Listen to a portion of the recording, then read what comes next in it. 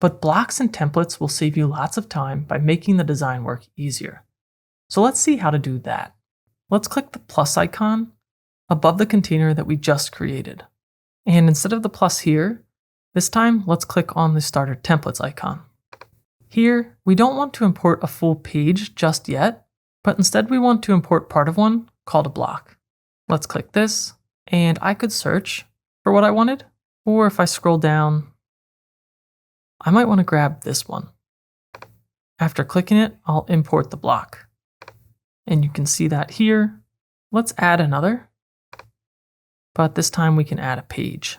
You can see the template that we're using here, but let's look at Hope. Click this and Home.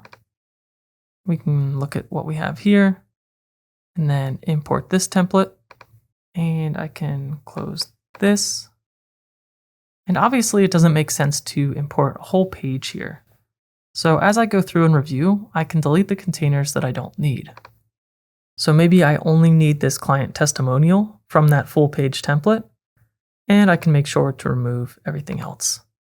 So this is what we just imported as a block. And this we imported as a page, though we didn't keep much of the page at all.